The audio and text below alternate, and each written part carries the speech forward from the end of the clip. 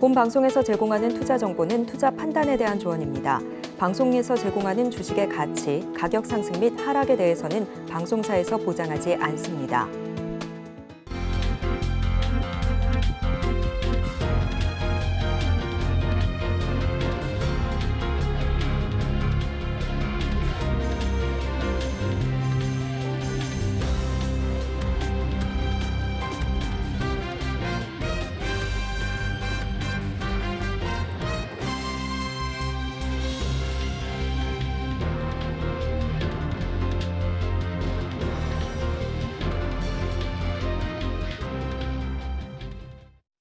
시청자 여러분 안녕하세요. 오늘을 돌아보고 내일을 준비하는 오늘장 내일장 1부 진행의 문정은입니다. 이 간밤 뉴욕 증시는 이어지는 기업들의 실적 발표와 제2의 실리콘밸리 은행으로 불리던 퍼스트 리퍼블릭 은행의 폭락에 반응하면서 3대 지수 일제히 흔들렸습니다. 이 1분기 예금이 40% 줄어든 것으로 나타난 퍼스트 리퍼블릭 은행 소식에 개장 전부터 주가가 좀 움직임을 보이더니 이내 50%가량 폭락세를 보였는데요. 이 앞서 실리콘밸리 은행 때와 같이 사실상 뱅크런으로 간주됐던 겁니다. 이에 따라 다시 은행권에 대한 우려가 재점화되기 시작했습니다. 한편 마이크로소프트와 알파벳은 정규장에서는 하락 마감을 했지만요. 이 장 마감 이후 시장의 예상치를 상회하는 실적을 발표하면서 이 양기업 모두 시간의 거래에서 상승세를 보이기도 했습니다.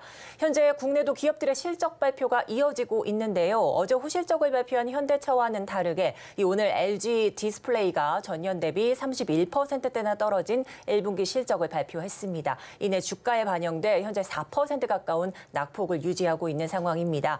현재 국내 양시장 모두 약보합권에 머물고 있는 상황입니다. 한 주의 절반 가까이 현재 달려와 있는데요. 오늘도 저희 방송과 함께 꼼꼼한 투자 포인트 가득 담아 가셨으면 좋겠습니다. 본 방송에서 제공하는 정보는 투자 판단에 대한 조언일 뿐 해당 주식의 가치와 수익률은 보장하지 않습니다. 아울러 서울경제TV, 서울경제신문은 당사의 브랜드입니다. 최근 당사를 사칭하는 피해가 늘고 있으니 각별히 유의하시기 바랍니다. 또한 저희 방송은 생방송 유튜브로도 만나보실 수 있는데요. 유튜브에서 서울경제TV 검색하시면 실시간 댓글 참여가 가능합니다. 방송 보시다가 궁금한 사항 있으시다면 언제든지 댓글로 남겨주시기 바랍니다. 그럼 본격적으로 오늘장 내일장 1부 이 시각 보도본부로 시작해보도록 하겠습니다. 앞서 살펴본 헤드라인 몇 가지를 심층적으로 다뤄볼 텐데요. 오늘은 민세원 기자와 함께합니다. 어서 오세요. 안녕하세요. 네, 그럼 첫 소식부터 살펴보도록 하겠습니다. 자, 윤 대통령의 미국 국빈 방문에 관심이 좀 쏠리고 있는 상황인데요. 이 방미 이틀째인데 벌써 상당한 규모의 투자를 유치했다고요? 네, 맞습니다.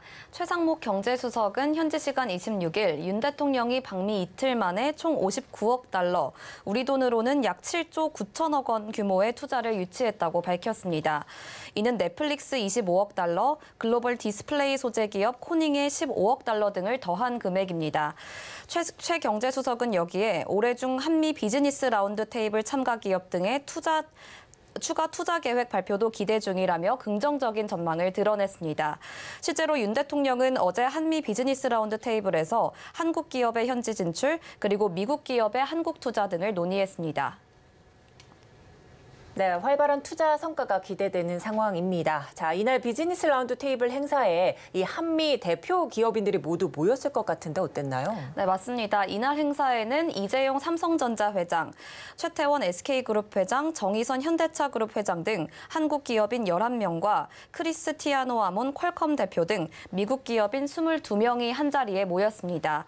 최태원 회장은 SK는 미시간주에서 첨단 웨이퍼 분야 투자, 그리고 테라파워와 함께 2030년까지 소형 모듈 원자로 상용화를 추진 중이라면서 양국 기업이 경제안보 파트너십의 일원으로 역할을 하겠다고 밝혔습니다. 정의선 현대차그룹 회장은 현대차는 미국 환경청, 캘리포니아주 등과 수소 연료전지 트랙터 공급을 협의하고 있다고 밝혔습니다. 윤 대통령도 이날 양국 CEO들의 발언을 경청하고 한미 공급망의 긴밀한 연계를 격려했습니다.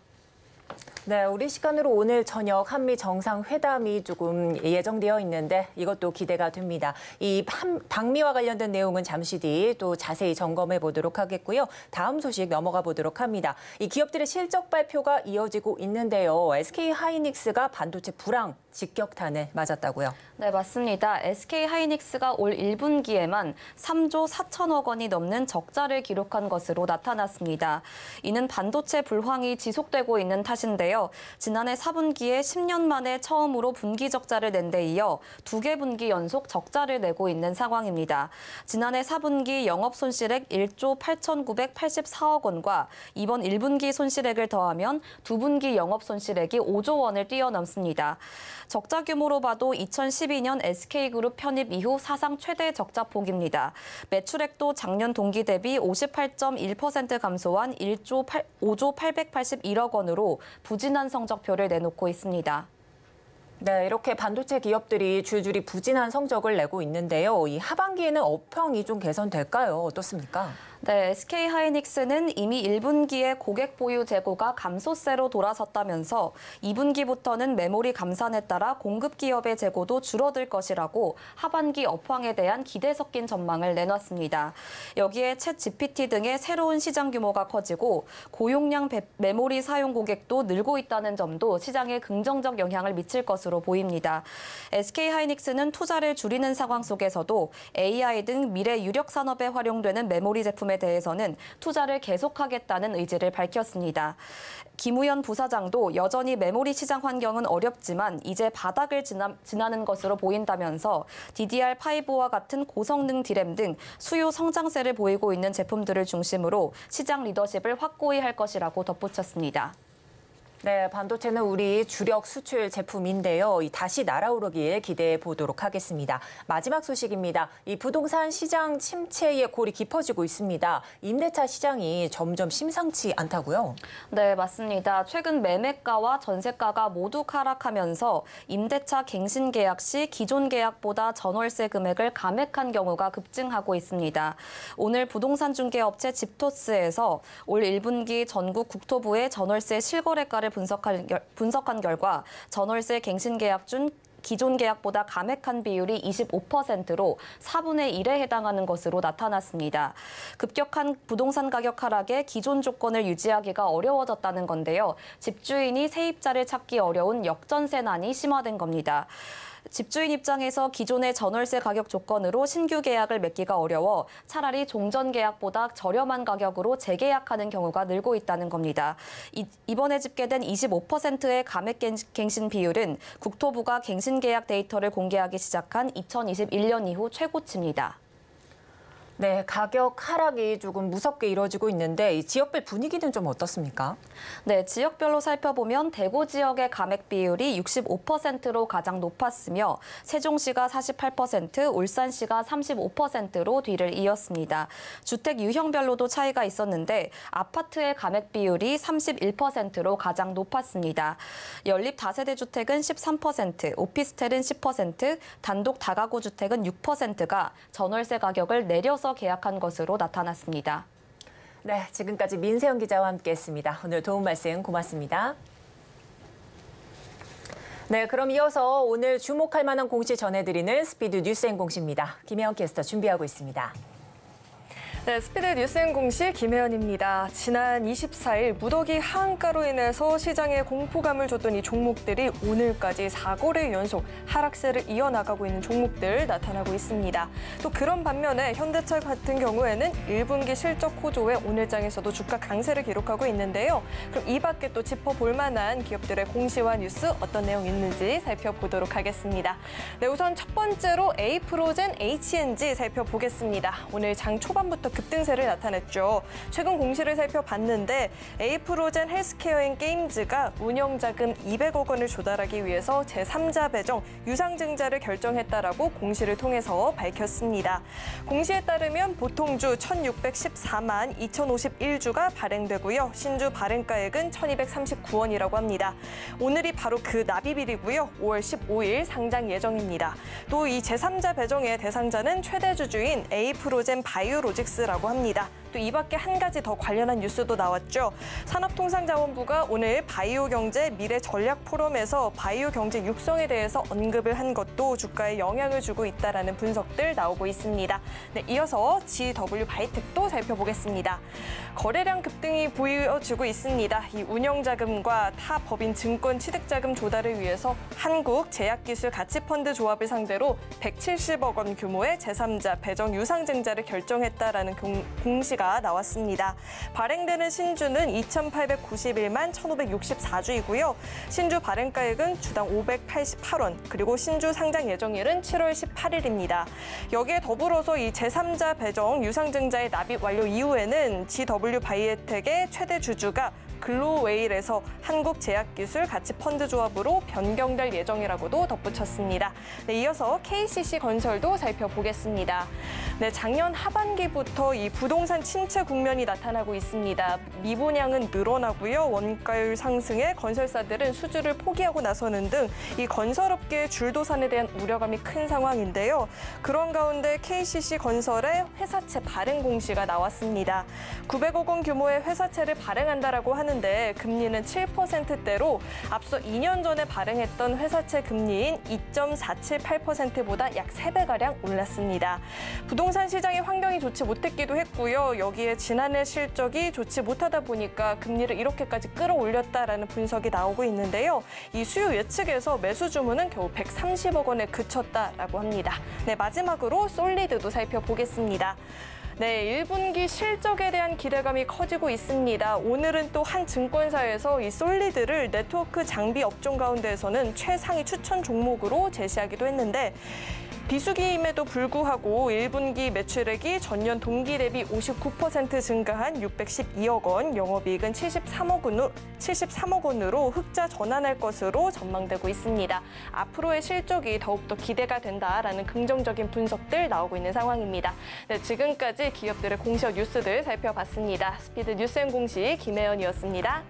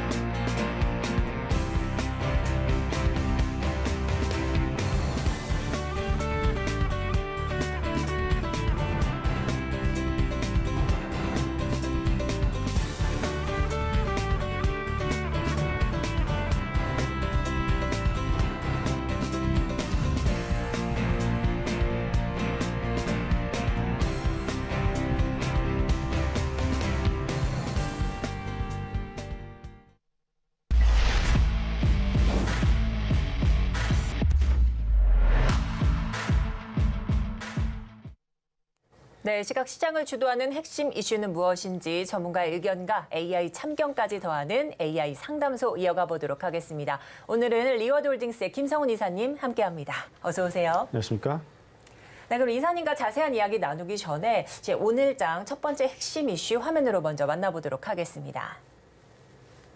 자, SG증권 매물 폭탄의 하한가가 속출하고 있습니다. 한국 증시 무더기 폭락으로 충격을 조금 받고 있는 상황인데요. 자, 이제 관련해서 자세한 이야기를 조금 나누기 전에 우리 AI 챗GPT한테 먼저 질문을 해보도록 하겠습니다. 자, 이제 챗GPT한테 이제 주식 투자를 할 때 외부 요인으로 주가가 폭락하게 된다면 어떻게 대응을 해야 좋을지 이 질문을 해봤습니다. 자, 이제 여러 가지 사항들이 있기 때문에 대응 방안도 여러 가지가 나올 수 있겠다. 이런 좀 내용을 좀 담고 있는데 이 급격한 시장 변동에 대한 대비를 조금 해야 되겠고 또한 적극적인 정보 수집과 분석이 필요하다. 이런 말이 있습니다. 또한 이 분산 투자를 좀 해야 한다. 이렇게 조금 명시하고 있고요. 또 또한 장기적인 시각을 유지하며 손실 관리에 들어가야 되고 또한 전문가의 조언도 필요하다 이런 이야기들이 있는데요. 그렇다면 이사님께 조금 질문을 드려봐야 되겠습니다. 전문가의 조언이 필요한 시점인데요. 이 AI의 첨언을 좀 해주신다면 어떤 이야기들이 좀 있을까요? 네.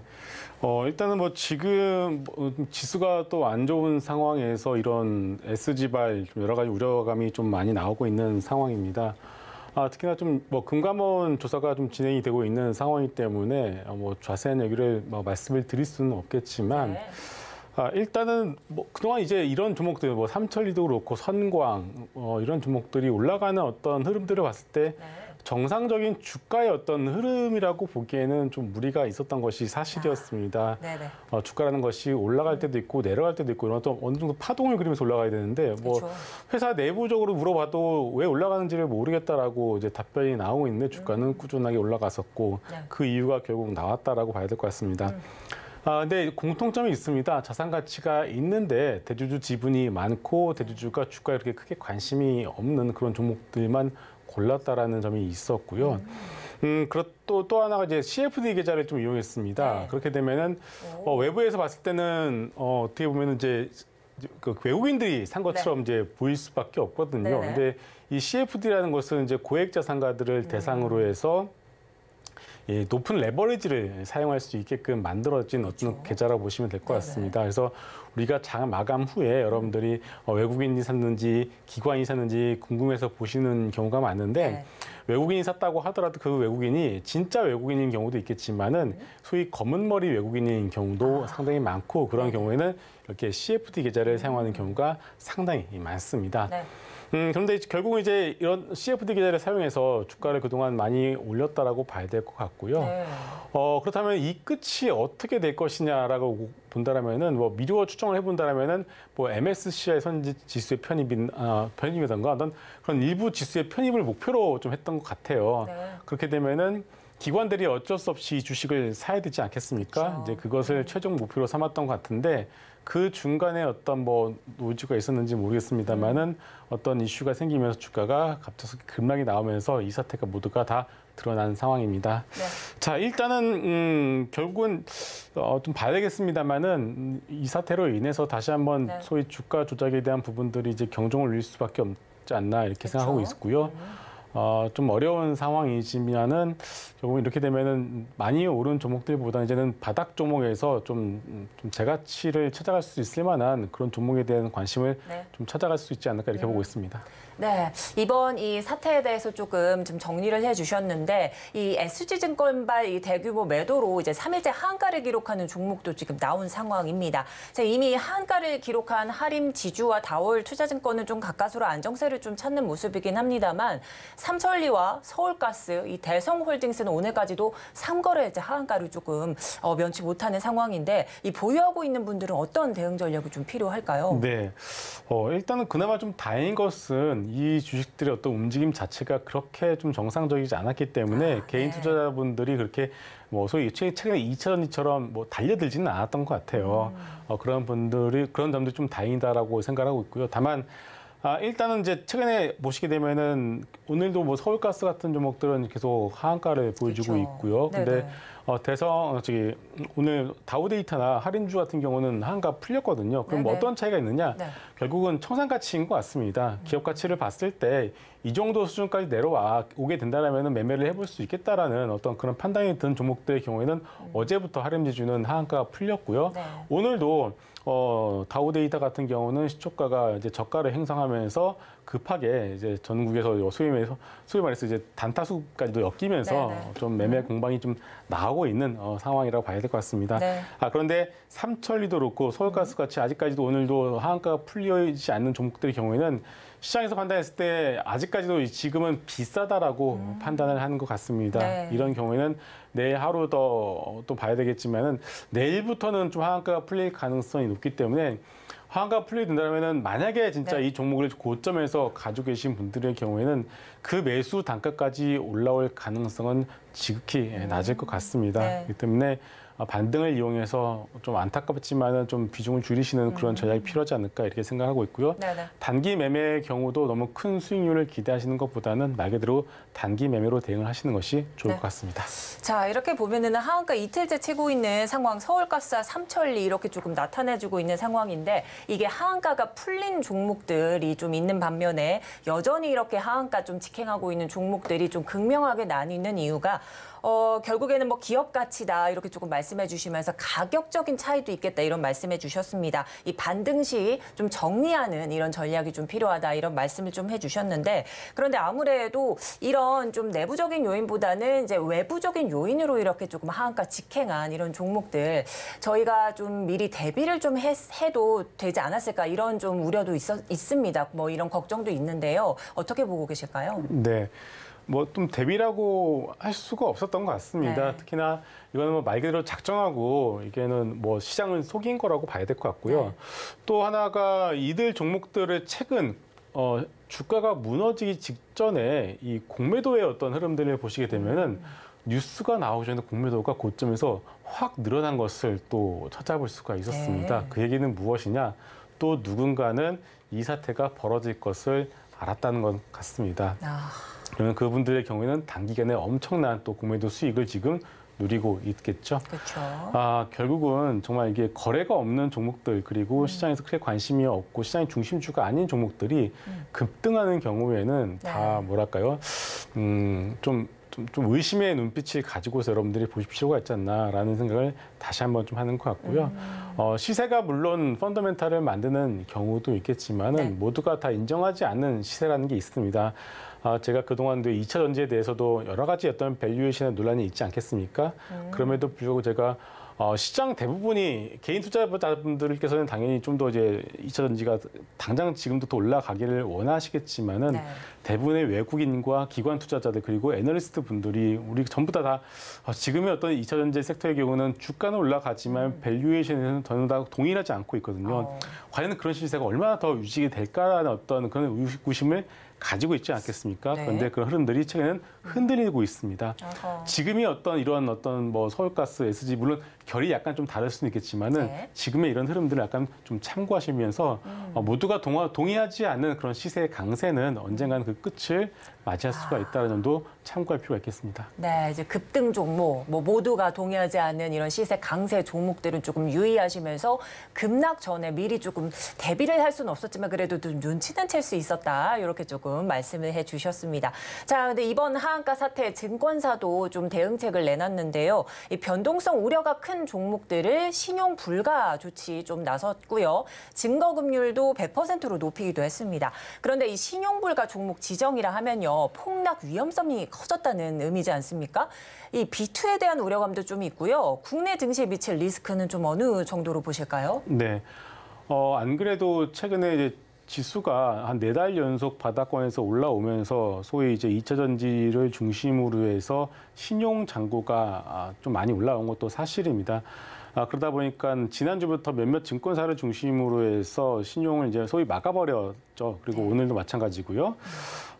이걸 가지고서 이제 지수가 다 왔다, 뭐 급락할 가능성이 있다라는 말씀들을 많이 하셨고, 그리고 뭐 최근에 이번 주 들어서 조금 이제 급락한 흐름들이 나온 것도 사실입니다만은 이제 중요한 것은 이것이 뭐 우리가 지난 2022년도에는 이런 흐름들이 나오면은 정말 워낙 1년 내내 떨어졌기 때문에 또 이제 다시 또 전저점을 향해 가는 것 아니냐라는 그런 걱정들을 하시는 분들도 있고 잠시 좀 잠잠했었던 경기 침체에 대한 우려감이 다시금 올라가고 있고요. 그리고 간밤에 미국 같은 경우에는 뭐 SVB 뱅크 같은 경우도 다시 한번 더 급락하는 흐름이 나오지 않았겠습니까? 다시 한번 좀 이런 흐름들이 맞물리면서 걱정하는 분들이 많으신 것 같은데요.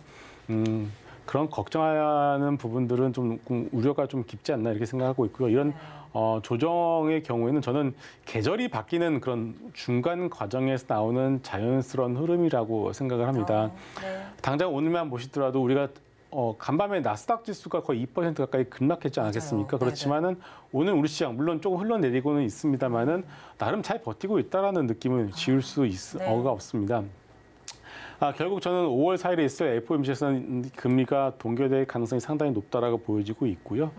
그렇다면 지금의 조정은 2차 전지가 주도주였다라면 그 주도주가 이제는 그 주도 자리를 내어주면서 차기 주도주가 어떻게 된 것이 무엇이 될지를 찾는 그런 과정에서 나오는 하나의 어떤 손바뀜 과정에서 나오는 그런 흐름이다라고 저는 생각하고 있기 때문에 지금의 과정에서 여러분들 시장을 떠날 것이 아니라 어떤 것들이 이제 내려가고 있고 어떤 종목들이 잘 버텨주면서 새로운 차기 주도주가 되고 주도 섹터가 될지에 대해서 좀 더 예민하게 관찰하시는 그런 부분들이 필요할 것 같습니다. 네, 이제 전 거래일 간밤 이 미국 뉴욕 증시 3대 지수가 2% 가까운 급락세를 보였지만요. 우리 증시는 좀 상대적으로는 선방하고 있다. 이런 좀 말씀해 주셨고 현재가 차기 주도주를 찾기 위한 과정 중에 있기 때문에 이 주도주의 옥석 가리기도 좀 필요하겠다. 이런 말씀해 주셨습니다. 자, 이제 첫 번째 이슈 살펴봤고요. 그렇다면 다음 이슈 화면으로 만나보도록 하겠습니다. 네, 독보적인 실적주 현대차입니다. 어제 실적 발표를 했었는데요. 총 10조 시대가 열릴 수 있을지 기추가 주목되고 있는 상황입니다. 자세한 이야기 나눠보도록 하겠습니다. 네, 그에 앞서서 챗GPT에게 먼저 질문을 해봤습니다. 자, 내가 보유하고 있는 주식의 기업이 호실적을 기록하면서 주가도 동반 상승한다면 향후 투자 전략은 어떻게 가져가야 될지 좀 궁금하실 것 같아서 질문을 해봤습니다. 자, 이제 호실적을 기록하면서 주가가 상승하는 상황에서는 이 단기 투자 목적이라면 주가 상승을 타고 추가 매수를 좀 감행해도 좋겠지만 장기 투자 목적이라면 기업의 장기적인 전망과 재무 상태까지 고려해 볼 필요가 있겠다. 이런 이야기를 좀 해주고 있습니다. 자, 이 밖에도 주가 상승에 대한 대처 전략도 좀 중요하다 말을 해줬어요. 이 주가가 상승을 하면서 과열 상태가 될 수 있기 때문에 좀 예의주시해야 된다. 이런 의견도 있었습니다. 자, 이사님 어떤 좀 첨언을 해주실 수 있을까요? 네. 일단은 뭐 지금 현대차 같은 경우가 실적을 정말 잘 발표했고요. 네. 또 우리 좀 2시 넘어서 기아차가 또 실적을 또 발표를 했습니다. 그쵸. 기아차가 예상보다 워낙에 좀 좋은 실적을 발표를 좀 한 상황이고, 현대모비스가 약간 좀 실적 미스를 하면서 좀 아쉬운 부분들이 있습니다만 완성차의 경우는 상당히 좋은 실적을 발표를 한 것이 사실입니다. 네네. 자, 일단은 현대차 같은 경우는 전기차 판매량이 급증을 했습니다. 거의 네. 80% 이상 올라갔고요. 그리고 SUV 판매량도 15% 이상 증가를 한 상황입니다. 기아차의 실적도 물론 좀 뜯어봐야 되겠지만은 네. 별반 다르지는 않을 것 같습니다. 일단은 결국은 이제 상대적으로 이제 전기차도 그렇고 SUV도 그렇고 공통점이 있습니다. 이제 판가가 다른 차들보다 높다라는 사실이죠. 그러면 결국 P와 Q 자체가 동시에 올라가는 상당히 이상적인 상황이 현재 현대 기아차의 경우에는 진행이 되고 있는 상황이다라고 봐야 될 것 같고요. 일전에 한번 우리가 자동차를 한번 다뤄보면 제가 플릿 수요가 늘어나고 있다라는 말씀을 드린 적이 있습니다. 이 플릿이 무엇이냐면은 개인들이 우리가 뭐 저도 마찬가지고 개인들이 이게 구매하는 것을 리테일이라고 한다면은 플릿 같은 경우는 기업이나 단체가 대량으로 구매하는 것을 플릿이라고 하거든요. 이 플릿 수요가 좀 급하게 늘어나고 있다는 것이 가장 중요한 투자 포인트라고 말씀을 드린 적이 있습니다. 네네. 그런데 이제 시대가 바뀌다 보니까 과거에 내연기관차에 대해서 예를 들어서 뭐 렌터카를 제가 한번 예를 들어보겠습니다. 렌터카 같은 경우 과거에는 당연히 뭐 가솔린이든 디젤이든 이런 것들을 대량으로 구매했는데 이제는 유지보수도 싸고 기름값도 싼 전기차를 이제는 대량으로 구매를 이제 할 수밖에 없는 상황이거든요. 네. 그런데 전 세계 완성차 메이커 중에서 전기차를 대량으로 생산할 수 있는 기업이 몇 안 되고요. 그 안에서는 현대 기아차의 어떤 이런 성장성이나 이런 것들이 독보적일 수밖에 없기 때문에 이런 것들이 실적으로도 이번에 여실히 드러났다라고 봐야 될 것 같습니다. 네. 그렇기 때문에 일단은 지금 이런 플리스유를 대체할 수 있는 업체가 당장 뭐 바로 나타나지는 않을 것 같습니다. 도요타도 마찬가지고요. 그렇기 때문에 현대 기아의 지금의 어떤 실적 성장세는 조금 더 이어질 가능성이 높다라고 보여지고 있기 때문에 네. 부품주들보다는 현대 기아차 완성차 중심으로 자동차를 보시는 것이 좋을 것 같습니다. 네. 자, 현대차 현재 시총 40조 원을 좀 넘어가고 있는 상황 속에서 앞으로 100조 원을 좀 넘어볼 수 있을지 좀 기대가 되고 있는 상황 속에서 현재 상황 조금 살펴주셨습니다. 현대차뿐만 아니라 기아차도 좀 실적을 발표했다 말씀하시면서 고루고루 좀 살펴주셨는데요. 앞으로 현대 기아차 실적 성장은 계속 좀 지켜볼 만하다 이런 말씀을 해주셨고요. 또한 이 부품주보다는 완성차 쪽 위주로 조금 지켜볼 만한 이런 전략을 조금 제시해 주셨습니다.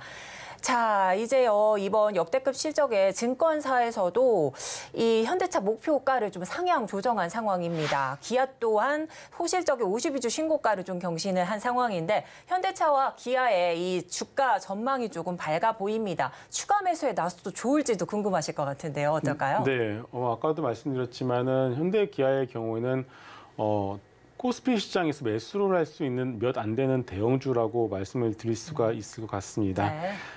실적에 대한 부분들이 워낙에 탄탄하게 받쳐주고 있고요. 성장성에 대한 부분들도 아까 말씀드린 것처럼 플리스요에 대한 부분들이 워낙에 견조한 상황이고요.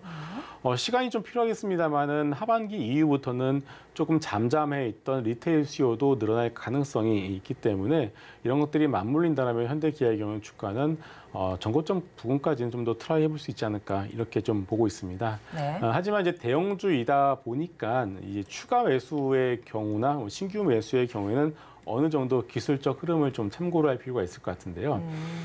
최근에 좀 매크로 지표가 좀 불안하죠. 오늘도 지수가 좀 밀리고 있고요. 그리고 5월4일 FOMC에 대한 부분들 그리고 여러 가지 부채 한도 협상이라든가 이런 대형주이다 보니까 이런 것들이 좀 자유로울 수가 없습니다. 그래서 추가 매수의 경우에는 이런 매크로 이슈 때문에 주가가 밀린다거나 아니면 네. 지수가 좀 크게 밀릴 때를 이용해서 자신 있게 어떤 그때는 좀 네. 주가 밀릴 때는 좀 무서우실 거예요. 네, 차라리 네. 근데 그럴 때는 무서워하지 마시고 자신 있게 매수로 대응하시면 좋을 것 같습니다. 네, 이 코스피에서 매수할 수 있는 대형주들 중에 몇 안 되는 종목이 바로 현대, 기아차다 이런 말씀을 좀 해주시면서 추가적으로 좀 이 의견을 주셨습니다.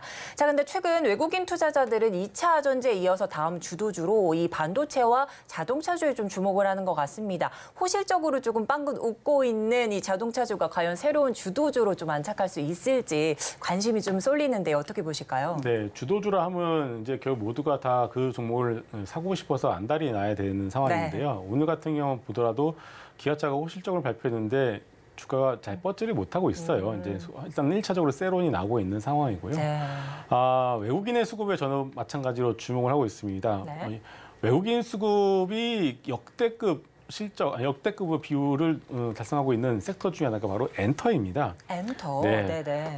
반도체 같은 경우는 이제 바닥에서 살짝 어느 정도 이제 그동안 비워놨던 거를 채워나가는 과정이 있고요. 현대 기아도 비슷한 개념인데 엔터 같은 경우는 JYP 웨터 같은 경우에는 무려 외국인 비중이 45% 가까이 지금 가고 있는 상황입니다. 아하.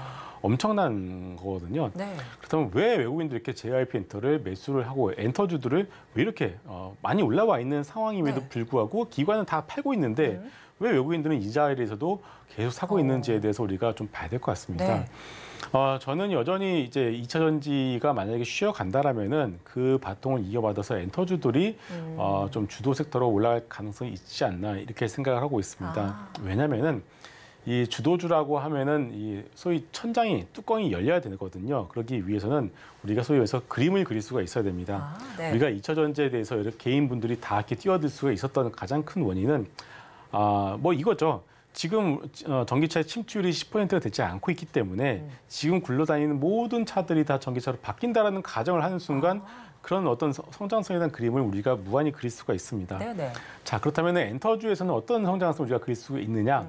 지금 JYP 엔터로 제가 예를 들게 된다면은 네. A2K라는 프로젝트를 시작하고 있습니다. 5월부터 유튜브를 통해서 시작이 된데 네. 북미, 미국과 캐나다에서 그 현지의 14세에서 16세, 17세의 여성분들을 뽑아가지고서 걸그룹을 만들어서 데뷔를 시키는 프로젝트를 시작하고 있습니다. 이게 네. 뭐냐면은 K-팝 시스템을 현지로 수출해서 이제 시작하는 것이거든요.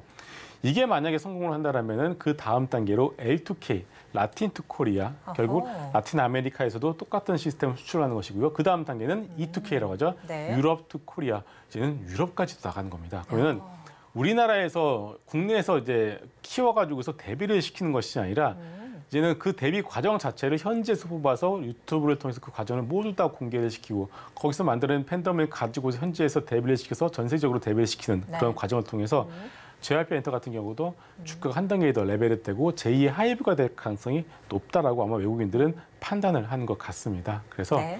이런 그림을 그려본다라면은 물론 그림뿐만 아니라 성장성이나 실적도 워낙에 잘 나오지 않겠습니까? 네. 그러면 엔터주들이 2차 전지가 쉬어가는 그런 흐름에서 주도 섹터가 될 가능성이 높지 않나 이렇게 보고 있습니다. 네, 이렇게 차기 주도주로 엔터 섹터들 좀 살펴주셨습니다. 자, 탑픽 종목과 가격 전략은 화면으로 만나보겠습니다. 자, 그럼 오늘 도 말씀 여기까지 듣도록 하겠고요. 지금까지 리워드홀딩스의 김성훈 이사님이었습니다. 오늘 고맙습니다.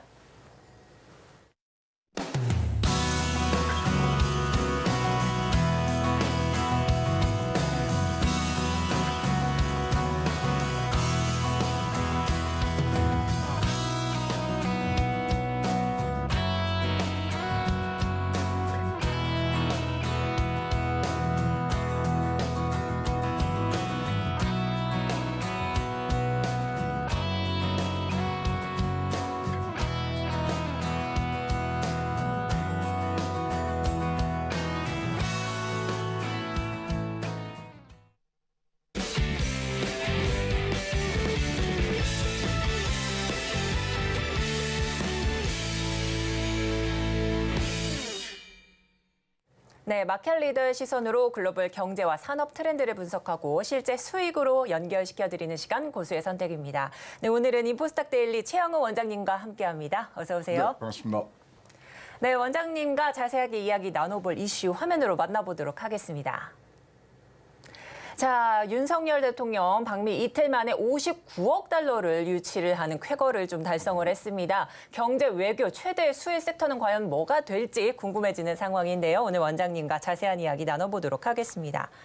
자, 이제 현재 미국의 국빈 방문 중인 윤석열 대통령이 경제 사절단과 함께요. 미국의 주요 기업인들과 회동을 가졌습니다. 이러면서 호재를 조금 불러오고 있는데 무려 이 넷플릭스 투자 유치에 이어서 미 6개 첨단 기업으로 약 19억 달러 유치를 조금 받아낸 상태인데요. 총 59억 달러가 됩니다. 자, 우선 이번 방미를 계기로 지금까지 보여준 이 경제 외교 성과를 좀 정리해 주신다면요. 말씀하신 대로 59억 달러 굉장히 많습니다. 이제 지난번에 뉴욕 가셨을 땐 40억 달러거든. UAE에 가서는 300억 달러를 이제 해왔는데 네. 이틀째 지금 성과로 굉장히 지금 높은 성과를 보이고 있고요. 저희들이 계속 얘기하고 있지만 영업 1호 영업사원들의 이제 활약이 대활약이 펼쳐지고 있습니다. 네. 코닝 뭐 여기 한다면 일단은 컨텐츠 쪽에서 넷플릭스가 지금 25억 달러 1대1로 만나셨어요. 네. 그래갖고 그러니까 저렇게 이제 1대1로 만난 거는 뭐 투자를 계속하겠다. 그럼 이제 지난 뭐 5년간을 해보면 한 16억 달러였는데 그거를 굉장히 뛰어넘는 그런 지금 투자가 될 것 같고요. 그렇죠. 눈에 띄는 것들은 또 수소 부분들이 굉장히 많네요. 그래서 수소 쪽에서 지금 에어 프로덕션이 네. 생산, 수소, 분해. 근데 이제 그때 이제 우리 두산 쪽이라든가 네. 이쪽을 많이 관심 있는 기업들이 지금 같이 가서 MOU가 채택이 됐고요. 네네. 반도체 부분은 온세미컨덕터. 잘 아시지만 온세미컨덕터는 모토로라에서 반도체 부분만 떨어져 나온 부분들이고 네. 한국에 지금 부천에 지금 공장을 갖고 있죠. 네. 전력 반도체를 생산하는 곳인데 자동차 반도체에 관한 MOU가 지금 된 것 같고요. 네네. 크린트위드도 뭐 반도체 장비 부품을 하지만은 저기는 솔루션을 제공하는 회사입니다. 그래서 저기도 지금 그린트위드 코리아도 있습니다. 그다음에 이제 친환경 쪽으로 좀 굉장히 많은 진전을 가서 일단은 새로운 첨단 산업의 생태계를 구성한다는 목표에 조금씩 다가가는 모습이고요. 네. 이례적으로 지금 23건 여기서 플러스 이제 MOU 더 이상의 지금 뭐 계약 앞에까지 간 것들을 보면은 굉장히 지금 첨단 산업에 대한 생태계 구축에 대한 양국의 이해가 잘 맞아떨어지고 있고 새로운 공급망 구축에 한 획을 그을 수 있는 그런 아주 쾌거가 지금 날라들어오고 있습니다. 네, 이렇게 해서 현재 상황 조금 정리를 해주셨습니다. 자, 그런데 앞서 방미를 앞두고 이 K반도체의 향방에 좀 이목이 집중이 됐습니다. 앞서 조금 살펴주신 것처럼 이 온 세미컨덕터와 그린 트위드가 투자 결정을 조금 내렸는데 그렇다면 국내 반도체 산업에 어떤 영향을 조금 미칠 수 있을지 지금 궁금합니다. 아까 말씀드린 대로 온 세미컨덕터는 1999년도에 모토로라에서 나오고 그다음에 한국에 페어차일드 코리아라는 회사가 나왔는데 거기를 인수를 해갖고 지금 부천에서 이제 공장을 하고 있고요. 네네. 전력용 반도체인데 최근에 이제 차량용 반도체로 어떤 이 범위를 좀 넓히고 있어서 그렇다면 차량용 반도체가 굉장히 뭐 공급 부족으로 인해서 어려움을 겪었던 부분, 그다음에 차세대의 어떤 산업으로서의 모습들에 가장 뚜렷하게 지금 나오고 있는 온세미컨덕터가 미국의 기술을 갖고서 네. 저희하고 협업을 한다. 굉장히 좋은 부분이 되고요. 네. 그린트위드는 뭐 2002년도였고 그린트위드도 그린트위드 코리아가 있습니다. 그래서 지금 장비라든가 특히 이제 솔루션, 재료과학 이런 데 굉장히 뭐 좋은 성과를 내는 회사인데요. 여기는 맞춤형 엔지니어링으로 굉장히 유명한 회사입니다. 그래서 이제 부분을 공정에 있어서의 최적화를 잡아주는 회사인데 네네. 일단은 지금 플라즈마라든가 그다음 화학물질 이런 제거에는 굉장히 뚜렷한 성과를 내고 있는 회사인데 네. 한국에 조금 더 투자를 할 수 있는 부분들이 지금 분명히 있을 거라고 보여지고요. 네. 그러나 좀 뭐 반도체 업계에서는 조금 뭐 소식이 안 좋은 소식은 있죠. 네. 미국이 마이크론 지금 뭐 중국에서 제재를 가고 있으니까 마이크론의 그 빈자리를 한국에서 채워주면 안 된다고 얘기를 네네. 했어요. 그러면 뭐 이것이 그냥 뭐 발표로 끝나는 게 아니라 지금 나오는 뭐 브리핑들을 보면 의제로 올라간다는 거예요. 이게 그렇다면은 중국 제재거든요. 네. 그럼 중국 제재가 한국 반도체에 어떻게 영향을 미치는가? 지금 저희가 분석한 걸로는 유럽의 CRMM이 뽑은 우리한테 기회예요. 근데 미국의 반도체법은 조금 지금 우리에게 불리한 독소 조항이 많기 때문에 그것을 어떻게 제거하느냐인데 뭐 저번 때도 한번 제가 언급을 했습니다만 네. 이재용 회장이 3주간 더 남아 있으면서 조금 더 여기에는 진척을 할 수 있는 부분들이 있어서 네. 좀 지켜봐야 될 부분들이 있다고 보여집니다. 네, 그렇습니다. 자, 이제 온세미컨덕터, 그린트위드 등 여러 좀 투자 유치 결정이 조금 나와 있는 상황 속에서 하지만 미국은 여전히 중국을 조금 반도체 분야에서 제재하고 있는 점, 여기에 우리에게 또 어떤 영향을 미칠지까지 조금 설명을 해주셨습니다. 자, 그런데 이번 국빈 방문을 계기로 지금까지 23건의 MOU가 체결이 됐습니다. 자, 이렇게 보시면요. 지금 MOU 체결된 분야들이 조금 나오고 있는데 특히나 한미 첨단 산업 청정 에너지 파트너십 행사에서 체결된 협약도 포함돼 있는데요. 이 양국 논의의 핵심 화두가 뭐였을지가 좀 궁금합니다. 그러니까 이제 하나씩 보면 2차 전지 분야부터 먼저 보시면요. 이건 향후에 시장 진출하고 그다음에 기업 유치에 같이 협력을 하겠다는 얘기니까 분명히 우리가 이제 SK 온 같은 데서는 지금 합작 투자를 좀 하는 부분들이 여기와 맞아떨어지는 거거든요.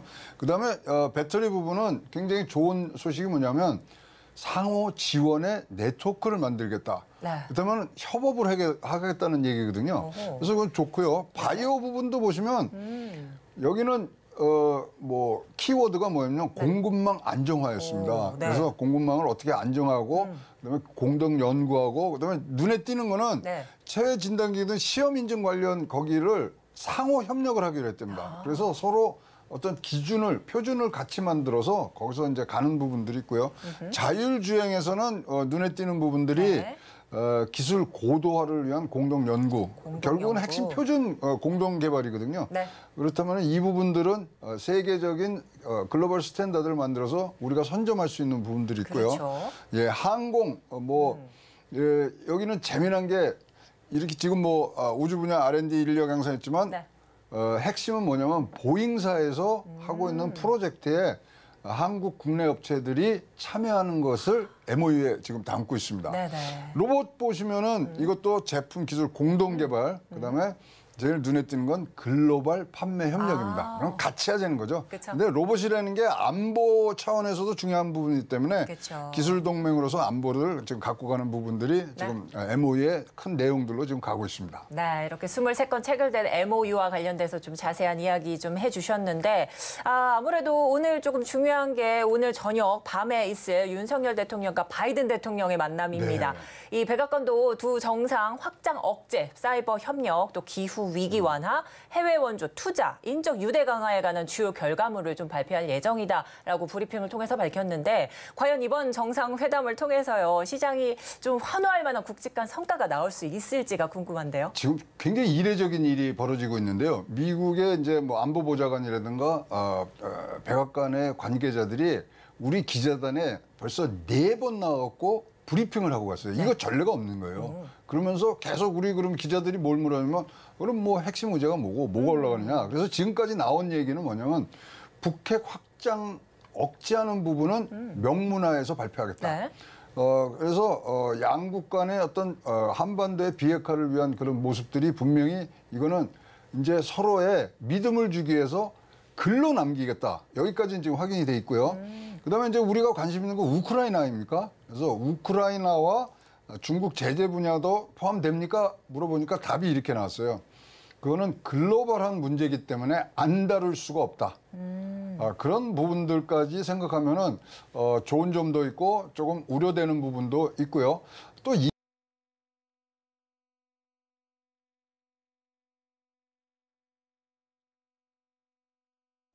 얘기가 만약에 나온다면 우리나라 환율의 안정화에는 이것처럼 좋은 지금 호재가 없거든요. 그래서 이것도 아주 신락 같은 희망이 있지만 우리가 좀 기대해 볼 부분들이 있어서 일단 큰 틀에서 보면은 북핵 확장을 맞는 그 부분들이 주가 되겠습니다만은 우리 뭐 증시나 우리 산업계에 영향을 미칠 수 있는 부분들도 굉장히 많이 명문화돼서 지금 선언으로 나갈 예정입니다. 네, 그렇습니다. 자, 이제 앞서 이 MOU 관련해서는 첨단 산업 분야를 조금 좀 자세하게 좀 짚어주셨는데 여기에 또 중요한 게 청정 에너지 분야도 좀 MOU 함께 좀 업무 체결을 하고 했던 이 상황들 지금 나와 있습니다. 청정 에너지 업무 체결을 했는데요. 청정 발전, 뭐 이 에너지 기술, 원전 연료 같은 데에서도 좀 MOU가 조금 지금 나오고 있는 상황이죠. 많이 나오고 있고요. 지금 굉장히 뚜렷하게 앞서 나가는 건 수소입니다. 그래서 수소의 분해라든가 청정 수소를 만드는 부분들 때문에 이번에 이제 두산을 중심으로 해서 우리 수소 생산할 수 있는 부부분들이 많이 있는데요. 제일 눈에 띄는 게 하여튼 청정 수소를 어떻게 많이 만들어갈 것이냐. 청정 수소. 이 부분들이 눈에 띄고요. 네.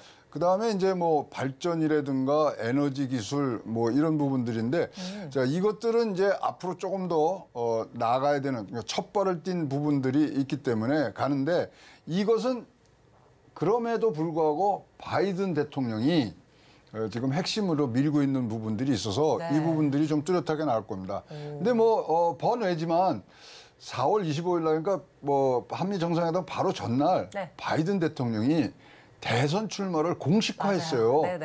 그러다 보니까 조금 이제 저희는 껄끄러운 게 아니 뭐 지금 뭐 한국의 대통령 불러다 놓고 자기 그 얘기를 하는데 사실 민주당의 정책 중에 가장 중요한 부분들은 이런 지금 청정 에너지와 청정 수소 뭐 이런 부분들이기 때문에 이런 부분을 바이든 대통령은 뭐 공동 성명이나 이런데 효과적으로 나타내려고 하고 싶은 마음이 있을 겁니다. 그래서 국내 정치와 어떤 기술 그리고 전체 기술 동맹 강화라는 부분들이 조금 섞여 있는 부분이 있어서 과연 이런 것들이 우리 증시에 어떻게 영향을 미칠 건가는 조금 여러분들이 한 발짝 뒤로 물러서서 보시는 것이 좋을 것이라고 생각을 합니다. 네, 지금까지 이렇게 경제 외교 성과들 조금 훑어주셨는데 그럼 이번 박미 이슈에 따라서 투자자분들 좀 꼭 포트폴리오에 좀 담아야 될 이런 섹터와 종목이 좀 있을까요? 이게 어렵습니다.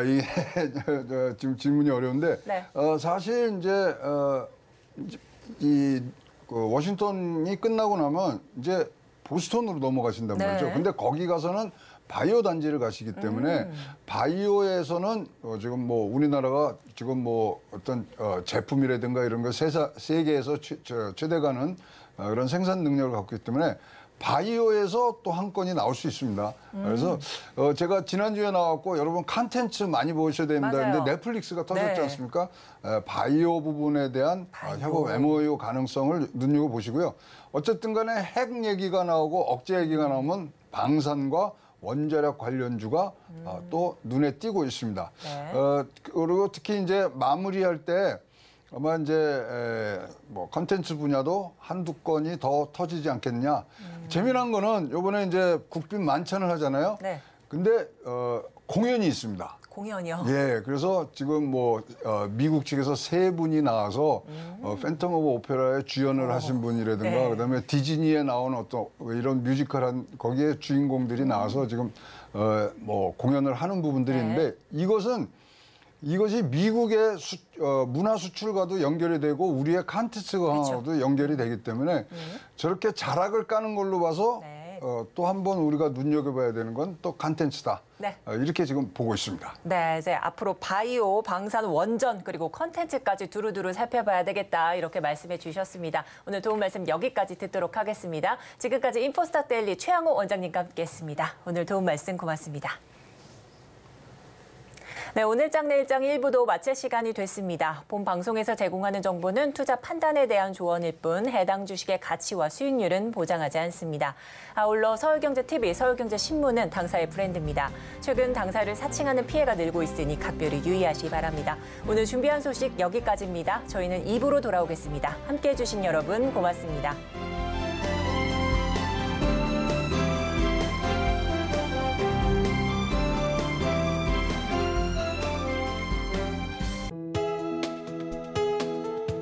본 방송에서 제공하는 투자 정보는 투자 판단에 대한 조언입니다. 방송에서 제공하는 주식의 가치, 가격 상승 및 하락에 대해서는 방송사에서 보장하지 않습니다.